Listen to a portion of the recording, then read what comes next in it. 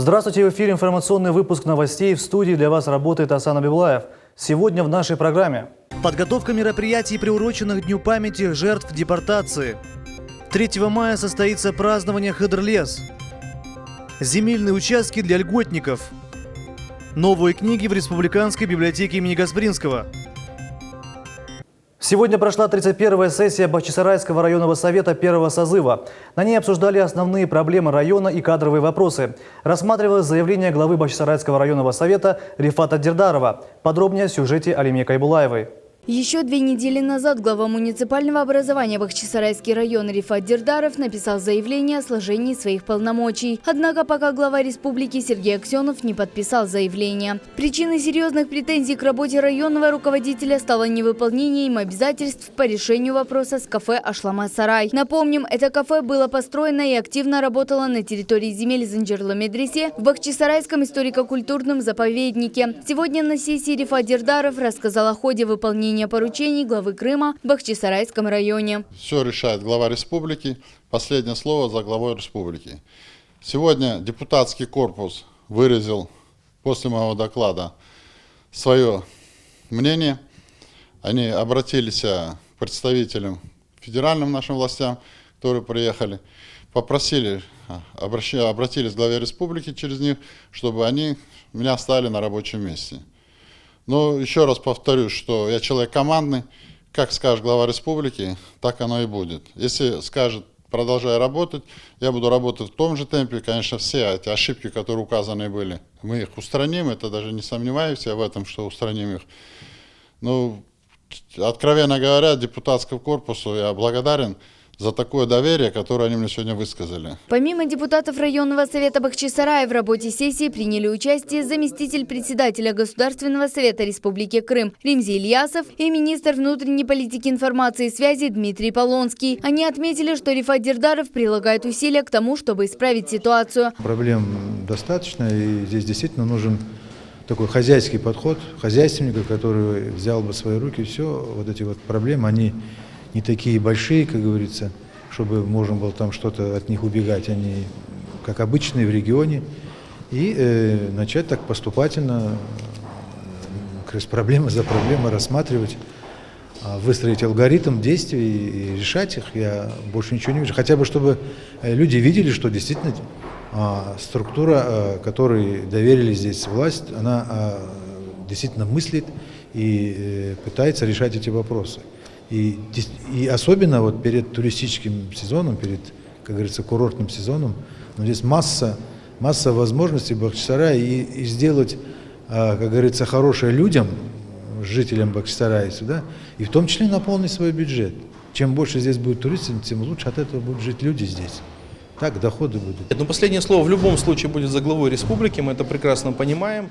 Я просто могу отметить, для себя радостный факт, что наконец, вот после всех этих сложностей, мы видим, что и депутатский корпус, да, и руководители администрации поняли наконец, что только от слаженной работы, от эффективной зависит будущее. Но если на это надо было потратить там 1,5 года, и надо, чтобы ситуация в Бахчисарае плотно занялось руководство республики, значит, все мы делали правильно. Впереди еще есть время для наведения порядка. Я надеюсь, что это будет такой отправной точкой, переломной, после которого ситуация и в районе, и в городе будет стабилизироваться, и действительно район и город покажут большие темпы в развитии. Что касается того решения, которое озвучил глава района, я считаю, что это такой настоящий мужской поступок. Он взял на себя ответственность как настоящий руководитель. Оценку, конечно, этому всему даст глава республики. Депутаты районного совета и главы поселений Бахчисарайского района тоже высказали свое мнение. Они обратились с пожеланиями, чтобы глава республики рассмотрел заявление Рифата Дирдарова объективно. Многие считают возможным оставить районного руководителя на прежней должности. Вы прежде всего человек команды. Вы хороший менеджер, вы хороший хозяйственник, вы человек слова. Вы умеете протянуть руку для будущих отношений, которые нужны в нашем районе. И вы можете подставить плечо помощи каждому из нас. И когда мы узнали о сложившейся ситуации, вот посмотрите в зал, посмотрите в глаза своим коллегам, и вы увидите, что не просто я говорю, это скажут все. Мы будем вас поддерживать. Мы будем просить руководство Крыма отстоять вас. И обещаем вам, что мы все в дальнейшем будем безукоснительно выполнять все ваши распоряжения. И у нас, еще раз повторю, нет совета администрации. Мы общая команда. Если кто-то подскользнулся или оступился, значит вина наша общая. Министр внутренней политики, информации и связи Дмитрий Полонский в ходе выступления рассказал, что все просьбы и предложения будут доведены до Сергея Аксенова, и в ближайшее время он примет решение. Алимия Кайбулаева, Алишер Алимов, телеканал Миллет.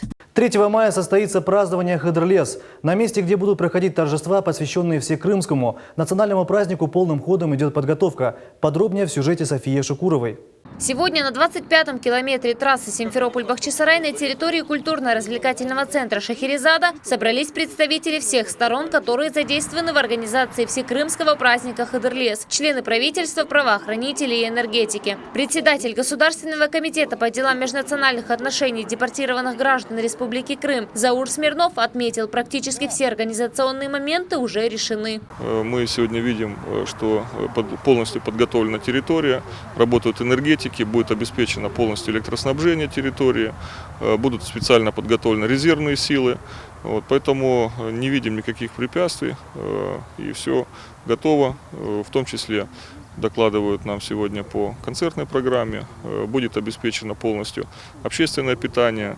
100% готовность объявили регионы, поэтому к празднику готовимся. На сегодняшний день около 20 тысяч человек подали заявки на участие в праздничной программе. На мероприятии ожидается не менее 40 тысяч гостей. Будет организован подвоз крымчан.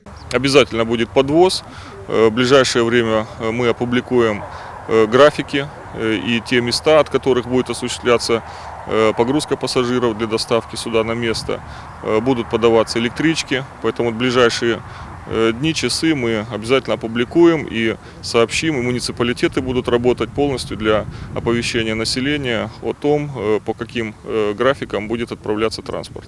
Как отметил заместитель министра спорта Республики Крым Виталий Романов, кульминацией праздника будет турнир по национальной борьбе «Куреш». Также будут представлены и другие виды спорта. В спортивных соревнованиях примут участие около 300 спортсменов, известных не только в Республике Крым, но и во всей Российской Федерации. Мы решили сделать показательное выступление по шахматам и шашкам, по различным видам борьбы, по перетягиванию каната, по армспорту, рестлингу. То есть тем видом, которые, в принципе, пользуются очень популярностью. Уверен, что праздник будет насыщенным, очень важным, нужным, а самое главное, красивым. Приглашаю всех крымчан принять участие в спортивной части этого праздника. Праздничная программа начнется с 10 часов и продлится до самого вечера. В завершении мероприятия впервые планируется провести масштабный крымско-татарский народный танец «Хоран». София Шукурова, Дмитрий Низовой, телеканал Миллет. Более 200 льготников стали обладателями земельных участков в Симферопольском микрорайоне Петровские высоты. Люди годами стояли на очереди. Номера земельных участков определяли по жеребьевке. Торжественное вручение уведомления о предоставлении земли под индивидуальное жилищное строительство проходило в Симферополе. Глава городской администрации Геннадий Бахарев отметил значимость события для города и для республики в целом. Люди, собравшиеся сегодня по радостному поводу, годами не могли получить земельные наделы. Естественно, люди заслужили, люди гарантированы со стороны закона. И мы, первое муниципальное образование в республике, начинаем эту раздачу. Практически, фактически, Петровские высоты. Сейчас будет выдано 210. В дальнейшем этот процесс идет. Он сейчас готовится в рамках градостроительной документации. Все будут обеспечены, это мы гарантируем. Планируем это все завершить в этом году. Земельные участки площадью 6 соток выдали 200 льготников в микрорайоне Петровские высоты. Расположение участка под индивидуальное жилищное строительство определяли с помощью жеребьевки. Каждый претендент самостоятельно вытягивал из барабана лотерею с номером своего надела, указанного на схемах участков. Председатель комитета Госсовета Крыма по имущественным и земельным отношениям Евгения Добрыня отметила, что правовой фундамент для будущих домовладений крымчан обеспечил Госсовет Крыма, Совет министров республики и администрация Симферополя. Тот результат, к которому мы стремились, на мой взгляд, прописаны действительно прозрачные, понятные условия и правила предоставления земельных участков. И дай бог каждому гражданину сейчас счастья на его новом месте, на его новом земельном участке. То есть вот очень приятно видеть результаты своего труда, что очень мотивирует. В дальнейшем администрация города издаст постановление постановление, в котором утвердит схемы участков и предварительно их согласует с владельцами. На этом основании нужно будет сделать межевой план и поставить земельный участок на кадастровый учет. После этого администрация города выдаст постановление о передаче этих земельных участков на право собственности, которое можно будет официально регистрировать. Айша Шулакова, телеканал «Миллет». Накануне для жителей села Нивы Раздольнинского района состоялось открытие модульного фельдшерского акушерского пункта. Подробнее о новом ФАПе расскажет Султания Ситакаева. Сельский доктор Софья Кулаева лечит односельчан уже 30 лет. Все эти годы в сельском фельдшерско-акушерском пункте было холодно и сыро. И Софья нередко и сама заболевала простудой. Теперь в ее распоряжение передали просторное светлое помещение, оборудованное и укомплектованное всем необходимым. Работать в таких условиях – мечта каждого сельского фельдшера. Этот ФАП, конечно, очень мне нравится. Есть вся аппаратура, которая нужна для оказания помощи сотрудникам. Такого, естественно, там в старом ФАПе у нас не было. Новый фельдшерско-акушерский пункт оснащен медицинской и бытовой мебелью. В учреждении предусмотрен кабинет фельдшера, процедурный, смотровой кабинет, а также подсобные помещения. Детки наши, это наше будущее, для них это все старались, чтобы можно было в любой момент обратиться. Значит, я благодарю всех, кто нам помогал. Нам помогали люди очень много. Село Нива насчитывает около 670 жителей. Оно расположено достаточно далеко от районного центра. Значительную часть населения составляют люди пожилого возраста, которым достаточно сложно добраться до центральной районной больницы. Многие из них уже не надеялись, что когда-нибудь в их селе появится ФАП с современным медицинским оснащением. Долго мы писали, добивались за него. Наконец-то на нас обратили внимание, выделили этот ФАП. ФАП очень замечательный. Жители села получили возможность больше уделять внимание своему здоровью. За организационные усилия они выражают благодарность депутатам сельского и районного советов. Для нашего села этот ФАП – самое большое счастье. Всю основную работу начали наши депутаты Тимур и его жена Антонина. Теперь у жителей села Нива появилась возможность получать медицинскую помощь в комфортных и соответствующих санитарным нормам условиях. Султания Ситакаева, Дмитрий Низовой, телеканал «Миллет». Сегодня в аэропорту Симферополя крымские спасатели провели учения по отработке действий во время вынужденной посадки самолета. Привлечены большие ресурсы на ликвидацию чрезвычайной ситуации. Мы прошли абсолютно весь алгоритм, все этапы от начала возникновения чрезвычайной ситуации, ее локализации и полной ликвидации. Итогом сегодняшнего мероприятия, безусловно, будет издано методическое пособие каждому должностному лицу, которое будет знать пошагово свои действия поминутно. Новые книги поступили в Республиканскую библиотеку имени Гаспринского. 10 наименований сочинений крымско-татарских авторов были опубликованы медиацентром имени Гаспринского. Презентация книг состоялась в рамках семинара для представителей библиотек республики. О том, какие книжные новинки предлагают вниманию читателей, в библиотеке Гаспринского расскажет Нариман Тарсинова. Книги презентовал руководитель медиацентра имени Исмаила Гаспринского Айдер Эмиров. Представлены на семинаре переизданный сборник великого просветителя Исмаила Гаспринского «Россия, Запад и мусульманский мир» остается актуальным и сегодня. В книге собраны статьи о взаимоотношениях между тюркским миром, Россией и Западом. Гаспринский – это та личность, которая объединяет все народы Крыма. И не только Крыма, он был известен во всей России, во всем тюркском мире. Я думаю, его учение, его деятельность, если мы ее будем популяризировать, она сыграет благодатную роль на всю ситуацию в Крыму и вокруг него. Интересной для молодого поколения специалистов, которые работают и учатся на родном языке, является книга «Факыр Инджеляры. Жемчужины мысли Усейна Куркчи». В этой книге, которая была издана впервые в 1970-х годах, автор собрал самые распространенные ошибки при написании журналистами текстов. Взял очень много примеров из литературы и из прессы тех времен 70-х годов, указал на ошибки, на самые такие важные ошибки, повторяющиеся ошибки. И вот написал эту книжечку. Директор библиотеки имени Гаспринского отмечает важность издания книг крымско-татарских авторов, потому что это пополняет Крымско-татарский библиотечный фонд. На сегодня очень такое слабое пополнение фондов, к сожалению. Вот. А тем более, что книги, которые издаются на крымско-татарском языке, тоже очень небольшое количество экземпляров находится в библиотеках.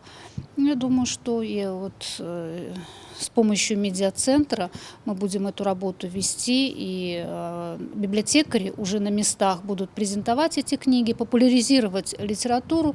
Я так думаю, что в библиотеках будет такое пополнение читателей, будут приходить, читать, интересоваться. Это будет только в пользу всем жителям Крыма. Представили сегодня и книгу молодого автора Бекира Аблаева «Беклемина Денес. Жди меня, море», где собраны рассказы свидетелей страшной депортации крымско-татарского народа. Эта книга стала 5-м изданием 15-летнего школьника из Нижнегорского. Медиацентр имени Исмаила Гаспринского будет и дальше продолжать работу по изданию книг. В планах выпускать книги и на языках народов Крыма. Мы сейчас должны создать такую обстановку в Крыму, чтобы всем народам жилось удобно, уютно и радостно. И болгары, и армяне, греки, немцы, итальянцы имеют право на то, чтобы мы издавали на их языках или об их культуре. И самое главное, рассказывать, допустим, на том же армянском языке, чтобы были книги о всех народах, которые здесь живут. Тогда будет взаимодействие культур, и тогда будет больше понимания и лучше будет атмосфера межнациональная в Крыму. 2800 – это тираж изданных в этом году медиацентром книг. Часть из них передана Министерству культуры Республики Крым для последующего распространения их в районные библиотеки полуострова. Также книги распространят и в школы Крыма, поэтому в скором времени каждый сможет ознакомиться с книгами крымско-татарских авторов. Нариман Тарсинова, Алий Маметов, телеканал «Миллет». Замминистру культуры Республики Крым Исмету Заатову вручили премию «Золотой грифон» за книги «Записки бюрократа-ориенталиста» и «Формирование крымско-татарской художественной культуры и сценического искусства. Библиография и архивы». На церемонию были приглашены представители власти и творческой интеллигенции. Среди них и наш корреспондент Сабрия Халиляева. Торжественное мероприятие, посвященное презентации 2 книг Исмета Заатова, началось с поздравления министра культуры Республики Крым Арины Новосельской. Она и вручила автору премию «Золотой грифон». Пожелала, чтобы его книги вошли в золотой фонд всех библиотек Крыма. Я очень надеюсь, что эти книги действительно будут молодежью и всеми заинтересованными лицами прочитаны со вниманием, потому что те материалы, события, о которых пишет Исмет Аблетихович, он проживает каждую строчку, каждую букву, каждое событие. Вообще больше, чем Исмет Аблетихович, об истории народа и каждого представителя этого народа не знает никто. Автор рассказал, что эти книги появились не случайно. Его метод заключается в комплексном подходе к изучению тех или иных событий, что способствует более глубокому осмыслению и пониманию отдельных периодов истории народа. Книги были написаны на 2 языках – турецком и русском. Опубликованы они в Татарстане. Этот сборник включает мои научные статьи, которые были написаны мною за годы работы в Министерстве культуры Республики Крым, в аппарате министерства. Меня надоумили мои товарищи по работе, и я решил таким образом сделать сам себе подарок на 60-летие. По словам председателя Союза писателей Республики Крым Валерия Басырова, книги Исмета Заатова – это значительный вклад в литературную жизнь полуострова. Валерий подчеркивает, что давно назрела необходимость обобщения историко-ведческой базы об исследованиях истории формирования и развития традиционной культуры Крыма, крымско-татарской художественной культуры, народного и сценического искусства. Басыров рассказывает, что для исследователей истории и культуры Крыма это большое подспорье. Говорят, вы знаете, как хорошо, как здорово, но почему раньше не было таких книг? Когда мы писали кандидатские, докторские работы, когда не было такой литературы. Слава Богу, что вот есть эти книги и доступны они. А Исмету Заатову я желаю еще выпустить не одну книгу, потому что это один из самых плодовитых авторов из крымско-татарского народа. Исмет Бея пришли поздравить и студенты музыкального училища имени Петра Ильича Чайковского. Они исполнили музыкальную композицию «Попурри».